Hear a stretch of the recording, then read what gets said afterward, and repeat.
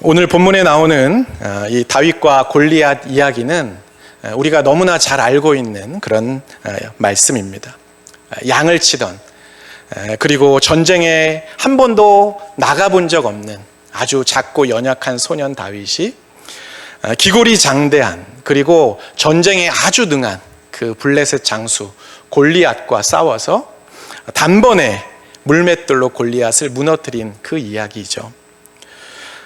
모든 사람이 예상했던, 그리고 많은 사람들이 당연히 골리앗이 이길 거라고 생각했던 그 전쟁, 그 싸움에서 다윗이 놀라운 승리를 거둔 그 이야기입니다. 그래서 그런지 이 다윗과 골리앗 이야기는 우리 믿음의 사람들, 교회 다니는 사람들만이 아니라 교회 다니지 않는 사람들도 너무나 잘 알고 있는 그런 말씀입니다. 특히 스포츠 경기에서 전력이 아주 약한 팀, 누가 봐도 이 선수가, 이 팀이 질 거다라고 생각했던 그 선수나 팀이 굉장히 전력이 좋은 강한 상대를 이겼을 때 이 다윗과 골리앗 이야기에 비유한 여러 가지 기사들이 쏟아져 나오죠. 지금 한창 진행 중인 북중미 월드컵, 우리나라는 예선에서 떨어져 가지고 지금 많은 분들이 이미 관심 속에서 다 사라져 버렸는데, 이 북중미 월드컵 대회 초반에 이런 기사가 났습니다. 골리앗 스페인을 막은 다윗 카보베르데. 전력에서 압도적인, 그래서 우승 후보라고 그렇게 점쳐지던 그 스페인이 한 번도 들어본 적도 없는 나라, 굉장히 우리에게는 낯선 나라 카보베르데라는 그 나라에게 일격을 당했다는 그런 소식이었습니다. 비단 이 경기뿐만 아니라 다른 경기에서도 약체 국가가 아주 강팀과 싸워서 비기거나 또는 승리했을 때에 이 다윗과 골리앗의 싸움에 비유하는 기사들이 여럿 나오고 있었습니다. 그만큼 이 다윗과 골리앗 이야기는 많은 사람들에게 아주 강렬한, 그리고 쾌감을 주는, 그리고 많은 사람들을 열광시키는 그런 승리의 이야기라고 할 수가 있습니다. 이 다윗과 골리앗 이야기에서 우리는 다윗이 되고 싶을까요? 골리앗이 되고 싶을까요? 다윗이 되고 싶습니다. 많은 신앙인들이, 특히나 우리 젊은 청년들, 그리고 우리의 어린 자녀들, 오늘 여기 우리 어린 자녀들이 있는데, 이 자녀들을 위해서 우리가 기도하고 이 아이들에게 소망을 가질 때 골리앗과 같은 인생보다는 누구와 같은 사람이 되기를 원해요? 다윗과 같은 사람이 되기를 우리는 다 원합니다. 하나님의 역사와 또 하나님의 도우심으로 삶에 있는 수많은 문제들, 그리고 내 힘으로 이길 수 없는 어떤 강한 상대를 제압하는, 그래서 승리의 노래를 하나님 앞에 올려드리는 그런 삶을 우리는 누구나 꿈꾸며 살아간다는 것이죠. 하지만 우리가 그렇게 바라고 그렇게 기도한다고 해서 누구나 다 다윗과 같은 승리를 경험할 수 있는 건 아닙니다. 기도도 중요하지만 기도와 더불어서 너무나 중요한 그 무엇인가가 있기 때문이에요. 오늘은 우리가 그 중요한 그 무엇에 대해서 함께 살펴보려고 합니다. 오늘 본문에 보면 다윗과 골리앗 이야기에서 또 다른 한 명, 아주 중요한 또 다른 한 명이 등장합니다. 그 사람이 누구일까요? 사울입니다. 사울. 이 사울은 당시에 이스라엘의 왕이었고 아주 전쟁에 능한 사람이었습니다. 나가는 전쟁마다 승리하는 사람이었어요. 골리앗만큼은 아니지만 이 사울도 이 하드웨어, 이 체격이 굉장히 좋았습니다. 그래서 성경은 이 사울을 어떻게 묘사하고 있냐면 사무엘상 9장 2절에 기스에게 아들이 있으니 그의 이름은 사울이요 준수한 소년이라. 이스라엘 자손 중에 그보다 더 준수한 자가 없고 키는 모든 백성보다 어깨 위만큼 더 컸더라. 사울은 잘생긴 사람이었대요. 그리고 키도 컸다고 합니다. 체격도 좋았대요. 키가 얼마나 컸느냐? 다른 사람보다 어깨 하나가 더 있었다는 거예요. 그리고 그는 이미 여러 전쟁에서 승리한 그런 업적, 전력을 가지고 있는 사람이었습니다. 무엇보다 이 사울은 누가 세우신 왕일까요? 하나님께서 세우신 왕이었습니다. 물론 이 사울이 세움을 받는 그 과정을 보면 이 이스라엘 백성들이 더 이상 괴로움을 당하지 않고 싶어서 우리에게도 좀 제발 왕을 좀 한 명 세워달라고 그렇게 하도 요구를 하니까 어쩔 수 없이 하나님께서 이 사울을 왕으로 선택하시고 이 사울에게 기름을 부어 왕으로 세우시긴 했지만 어쨌든 간에 이 사울은 하나님께서 선택한 사람, 하나님께서 세우신 왕이었다는 겁니다. 그리고 하나님께서는 이 사울을 통해서 이스라엘 백성들을 블레셋 사람들의 그 손에서 구원하겠다고 약속하셨습니다. 그런 의미에서 보면 이 사울은 이미 어떤 전쟁이든 승리를 보장받은, 약속받은 그런 왕이었습니다. 실제로 우리가 성경을 살펴보면 사울은 주변 대적들과의 모든 싸움에서 승리했음을 볼 수가 있습니다. 사무엘상 14장 47절에 보면 사울이 이스라엘 왕위에 오른 후에 사방에 있는 모든 대적 곧 모압과 암몬 자손과 에돔과 소바의 왕들과 블레셋 사람들을 쳤는데 향하는 곳마다 이겼고 용감하게 아말렉 사람들을 치고 이스라엘을 그 약탈하는 자들의 손에서 건졌더라. 이렇게 말씀하고 있어요. 나가는 전쟁마다 주변 민족들과의 그 싸움이 일어날 때마다 사울은 늘 이겼다는 겁니다. 자, 여기까지만 놓고 보면 사울은 정말 위대한 지도자 같습니다. 그리고 아주 훌륭한 믿음의 사람인 것처럼 그렇게 보입니다. 하지만 우리가 성경을 좀 더 자세히 읽어보면 사울은 전쟁에 나갈 때마다 계속 승리하고 있음에도 불구하고 어찌된 일인지 그의 인생은 점점 하나님과 멀어지고 있고 결국 하나님께 버림받는 존재가 되고 맙니다. 그 이유가 무엇일까요? 오늘 말씀에서 우리가 주목할 것은 이 전쟁에 임하고 있는 사울의 방식과 다윗의 방식의 차이입니다. 이 차이가 두 사람의 인생을 극과 극으로 완전히 갈라놓았기 때문입니다. 지금 이스라엘 군대는 골리앗이 이끄는 그 블레셋 군대와 엘라 골짜기라는 곳에 대치하고 있습니다. 엘라 골짜기가 어디냐? 제 SNS 프로필에 보면 어떤 시골 풍경 사진이 하나가 있어요. 거기가 엘라 골짜기예요. 골리앗은 자기 군대를 데리고 이스라엘을 쳐들어왔습니다.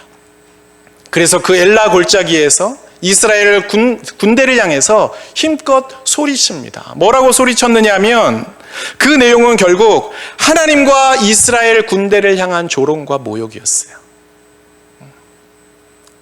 이때 사울 왕이 이끄는 이스라엘 군대가 골리앗의 그 조롱 섞인 이야기를 듣고 어떻게 반응했을까요? 열받아서 참을 수 없겠어. 저 골리앗을 물리쳐야겠어. 라고 반응하지 않았습니다. 17장 24절 말씀에 보면 이스라엘 모든 사람이 그 사람을 보고 심히 두려워하여 그 앞에서 도망했다고 말씀하고 있습니다. 하나님과 이스라엘 군대를 모욕하고 있는 그 조롱을 들으면서도 이스라엘 백성들이 당당하게 맞서 싸우지 않고 골리앗의 그 기세에 눌려가지고 두려워하고 어떤 백성들은 그곳을 도망쳐 버렸다는 겁니다. 이때 아버지의 심부름으로 형들을 만나러 전장에 왔던 다윗이 이 장면을 목격하죠.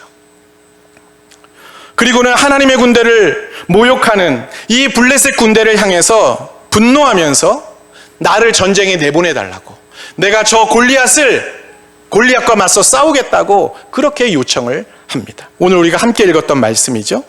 이 말을 들은 사울은 어떻게 반응해요? 처음에는 이 어린 사울을 보면서 이렇게 어리고 전쟁의 경험도 없는 아이가 어떻게 싸울 수 있겠는가 말립니다. 하지만 다윗이 워낙 굳은 의지를 가지고 있고 그의 용기가 너무나도 강하기에 결국 다윗을 전쟁터에 내보내기로 결정을 하죠.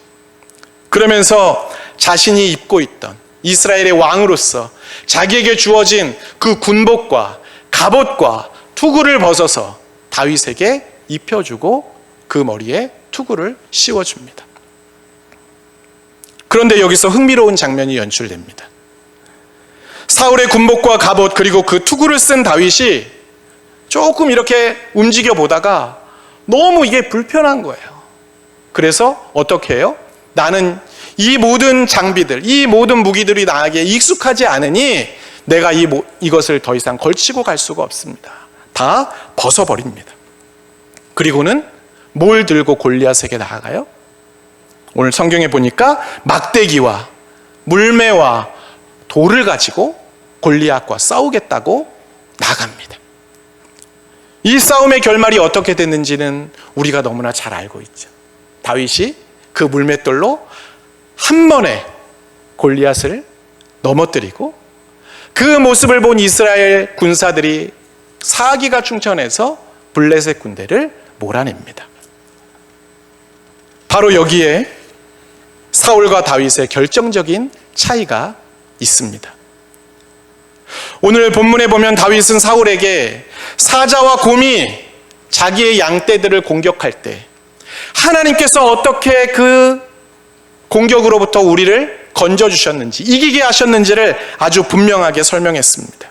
그러면서 하나님께서 나를 사자의 발톱에서 또 곰의 발톱에서 건져내신 것처럼 저 블레셋 사람의 손에서도 나를 건져내실 거라는 그 확신과 믿음을 사울에게 고백했습니다.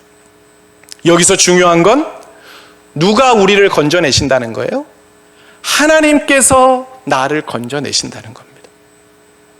자기의 힘이나 또 자기의 능력으로가 아니라, 내가 가진 어떤 꾀로가 아니라 하나님이 나를 건져내실 거라는 그 믿음이었다는 거예요.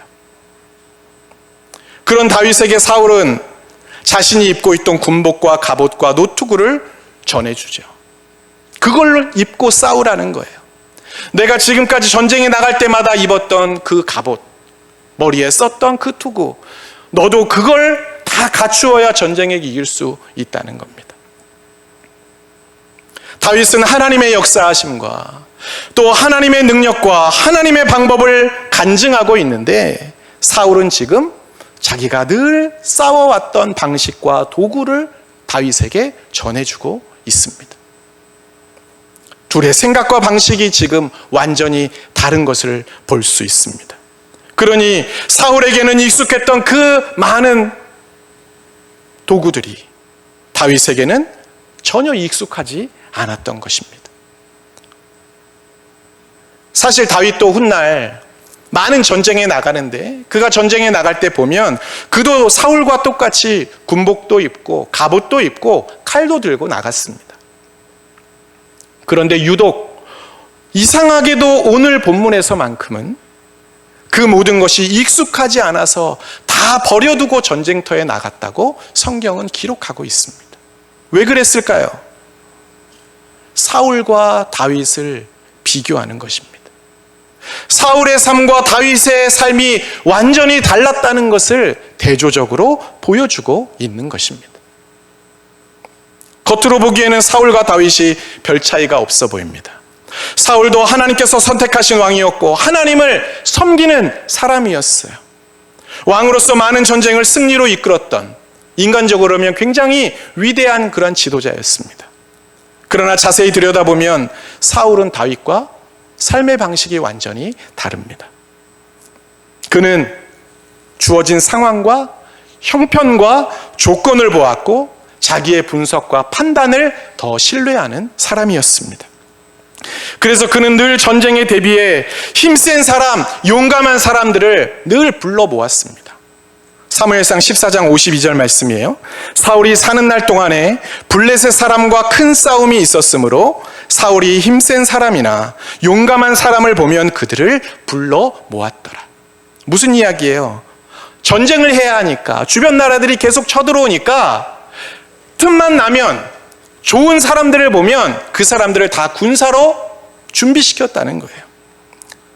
강한 무기로 무장한 블레셋 군대와 싸워야 하니까, 주변 나라들과 싸워야 되니까 좋은 군사를 준비해 두는 것, 좋은 군대를 양성하는 것, 여러분 이게 뭐가 그렇게 잘못이겠어요? 그죠? 잘하는 일입니다. 나라의 지도자로서 당연히 그렇게 해야죠. 그래서 실제로 사울은 나가는 전쟁마다 승리했습니다. 아주 잘했어요. 하지만 우리가 그렇게 준비한 대로만, 내가 해왔던 그 방식대로만 한다고 해서 늘 승리할 수 있는 건 아닙니다. 때로는 다른 방법을 하나님께서 우리에게 요구하실 때가 있다는 거예요. 믿음의 사람만이 가지고 있는 그 방법을 하나님께서 우리에게 요구하실 때가 있다는 겁니다. 늘 내가 해왔던 방법, 그리고 다른 사람들과 똑같은 삶의 방식이 아니라 다른 것을 우리에게 원하실 때가 분명히 있어요. 그런데 사울은 그런 순간에도 늘 자기만의 생각과 자기가 해왔던 방식과 자기의 판단을 고집했던 사람입니다. 앞에서 제가 월드컵 이야기를 했는데, 우리나라가 3번의 조별 경기를 하고 나서 많은 국민들이 이 축구 국가대표팀에 대해서 막 비판을 했습니다. 그 비판의 내용이 뭐였어요? 강팀을 만나든 약팀을 만나든 이기고 있을 때든 지고 있을 때든 전략과 전술이 똑같다는 거예요. 달라지지 않는다는 겁니다. 이스라엘 군대는 하나님의 군대라고 일컬음을 받았습니다. 하나님의 군대라는 건 그 군대의 대장이 누구라는 거예요? 누구라는 거예요? 하나님이라는 거예요. 하나님이 대장이라는 겁니다. 그래서 하나님의 군대예요.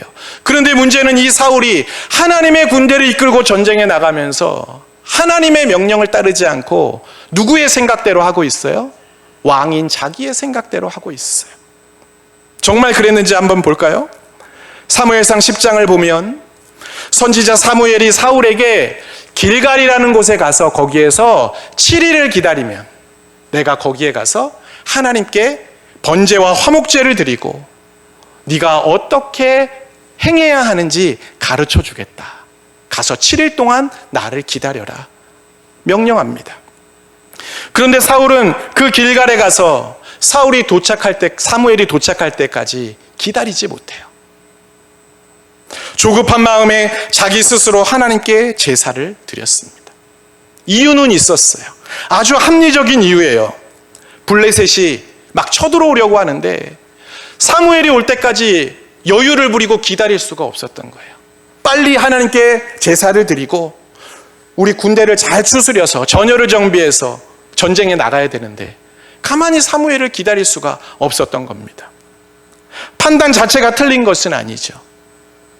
다만 하나님의 말씀과 명령보다 자기의 판단을 더 우선시했다는 게 문제인 거예요. 이 행동 하나로 사울은 사무엘에게 책망을 받습니다. 왕의 나라가 길지 못할 겁니다. 사무엘상 15장에 보면 이번에는 이스라엘이 아말렉과 전쟁을 합니다. 이때 하나님께서 사울에게 또다시 명령하세요. 사무엘을 통해서 전쟁에 나가서 아말렉과 싸우면 너희가 이기게 될 건데 이기더라도 그 어떠한 사람도 살려두어서는 안 된다. 그리고 거기에 있는 모든 짐승과 재물들을 가지고 오지 말고 전부 다 진멸해라. 하나님께서 분명하게 명령하셨습니다. 그런데 사울이 어떻게 했을까요? 아말렉 왕을 살려주었습니다. 자기 눈에 보기에 아주 좋아 보이는 짐승들은 다 살려서 데리고 왔습니다. 좋은 재물들을 전리품으로 챙겨왔어요. 이번에도 나름의 핑계는 있었습니다. 이 좋은 것들을 가지고 제가 하나님께 제사를 드리려고 했던 겁니다. 이렇게 핑계를 댔어요. 당시에는 전쟁을 하고 나면 그들이 가지고 있던 좋은 것들을 챙겨오는, 전리품으로 챙겨오는 게 너무 당연했죠.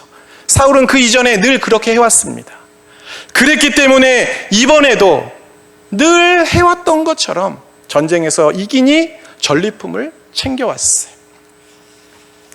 결과는 어떻게 됐을까요? 전쟁에서는 이겼지만 하나님께서 이 사울을 왕으로 세운 것을 후회하셨다고 성경은 기록하고 있습니다. 이때 사무엘이 사울을 책망하면서 했던 말씀, 우리가 아주 잘 아는 말씀이에요. 순종이 뭐보다 낫다? 제사보다 낫다. 우리가 하나님 앞에 제사 드린다고 좋은 가축 가지고 오는 것보다 하나님이 명령하신 말씀에 순종하는 게 훨씬 더 낫다는 거예요. 그게 더 중요하다는 겁니다. 누군가는 이 두 번의 이야기를 들으면서 이렇게 이야기할 수도 있어요. 사울이 나간 전쟁이 얼마나 많은데 고작 그 두 번의 이야기 가지고 이렇게 큰 잘못이라고 이야기하느냐, 이렇게 이야기할 수 있습니다. 맞습니다. 횟수로 보면 사울의 실수는 그렇게 많지 않아요. 하지만 이 두 번의 전쟁에 대해서 유독 하나님께서 명령하셨다면, 이렇게 하라고 하나님께서 그 원하시는 뜻을 가르쳐 주셨다면 그건 얘기가 달라집니다. 하나님께서 아무것도 말씀하시지 않았다면 우리가 지금까지 살아왔던 그 방식대로, 습관대로 살아가도 상관없어요. 그러나 적어도 하나님께서 이번만큼은 이렇게 해야 한다고, 이번만큼은 네가 이렇게 해주기를 내가 바란다고 말씀하셨다면 그때는 내가 지금까지 해왔던 방식대로, 내가 하고 싶은 대로, 내 판단이나 내 생각대로, 또는 다른 사람들이 하는 대로 그냥 휩쓸려서 똑같이 해서는 안 됩니다. 하나님이 원하시는 방식이 비록 순종하기가 어렵고 우리의 마음이 불편하고 어색하고 힘들더라도 하나님이 원하시는 방법을 우리는 따라갈 수 있어야 하는 것입니다.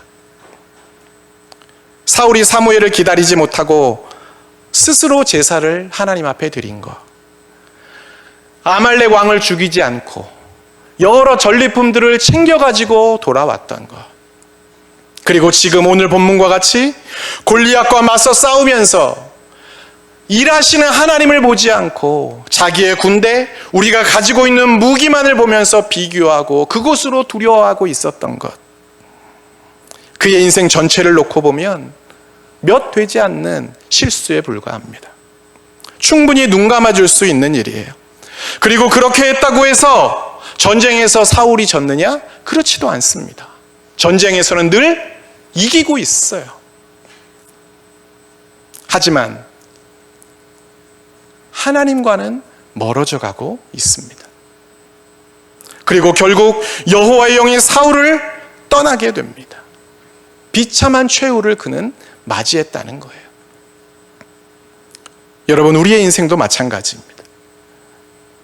여호와의 영이 사울과 함께 하시고 또 다윗과 함께 하셨던 것처럼 오늘 이 시간 성령께서 우리와 함께하고 계십니다.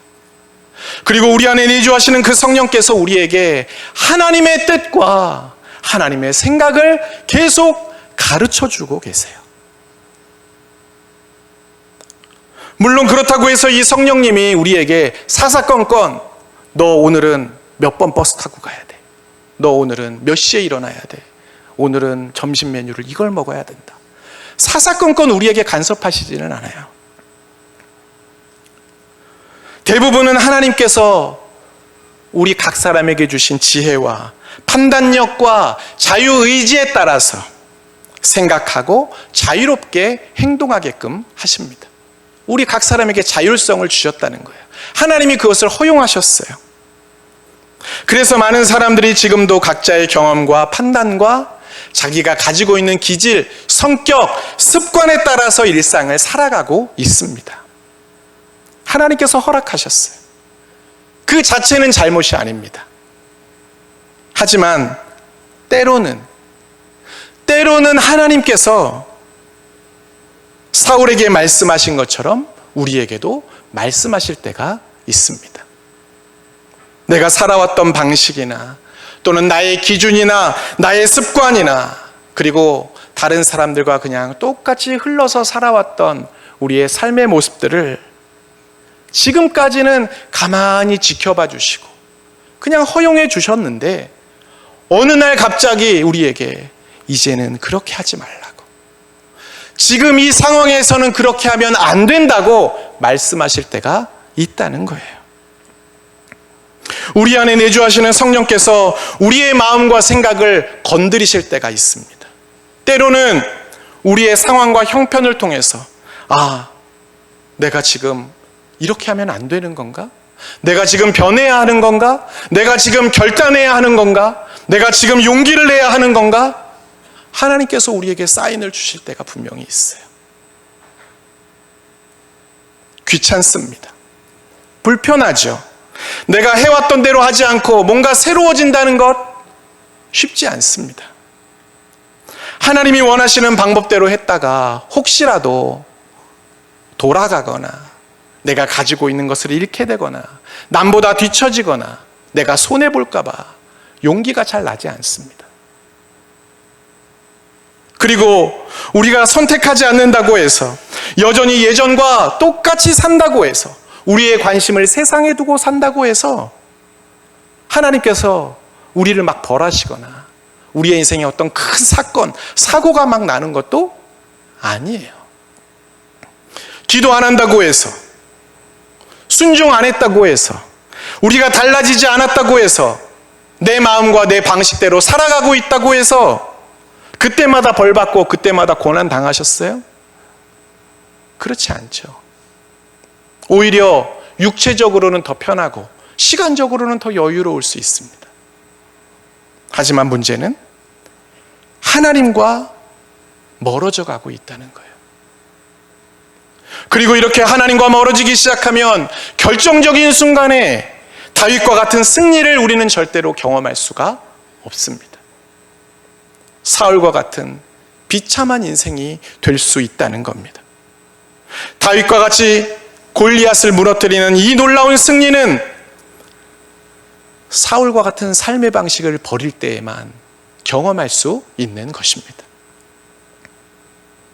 제가 신앙인으로서 또 제가 목회자로서 살아가면서 제 마음속에 가장 두려운 것은 사역에 열매가 있거나 또는 내 삶이 뭐 큰 어려움 없이 안정적으로 살아가는 것처럼 보이지만 겉으로는 아무 일 없는 것 같은데 속으로는 내가 하나님과 멀어져 가는 것. 혹시 내가 그런 삶을 살게 되지 않을까? 그것이 날마다 저의 마음을 고민하게 하고 또 그것으로 인하여 기도하게 합니다. 어웨이크라는 책에 보면 이런 글이 있어요. 인간은 편안함을 추구하는 존재로 대부분의 사람들이 익숙하고 친숙한 환경에서 느끼는 안정감과 편안함을 잃고 싶지 않아 새로운 것을 시도하기보다 계속해서 안전지대에 머무르려고 한다. 하지만 우리가 인생에서 이루고자 하는 모든 것은 안전지대 밖에 있다. 우리의 신앙도 그런 것 같아요. 가능하면 다른 사람들이 하는 것처럼 그 흐름에 따라서 살아가기를 사람들은 좋아하고 편안해하고 안심합니다. 내가 지금까지 살아왔던 방식 그대로 큰 변화 없이 살기를 우리는 원합니다. 그러다 보니 하나님께서 말씀하셔도 하나님의 뜻과 하나님의 마음을 우리에게 깨닫게 하시고 알게 하셔도 우리가 믿음으로 한번 도전해보고 순종하려고 하기보다는 늘 우리가 머물러 있던 그 안전지대 속으로 다시 들어가려고 할 때가 많이 있습니다. 좀처럼 바꾸려고 하지 않아요. 문제가 있다는 걸 알면서도 바꾸려면 힘드니까 이대로 잘 버티면서 가야지 생각합니다.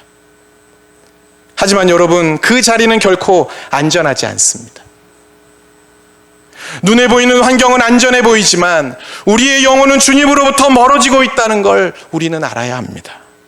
그리고 그렇게 시간이 흐르면 여호와의 영이 사울을 떠났던 것처럼 성령께서 우리를 떠나실지도 모릅니다. 우리는 그 전에 말씀 앞에 반응해야 합니다. 인간적인 편안함과 익숙함에서 이제는 벗어나서 성숙한 믿음과 주님과 더욱 가까워지는 그러한 거룩한 삶으로 우리는 나아가야 합니다. 저와 여러분 모두가 그런 용기 있는 결단을 할 수 있기를 바랍니다.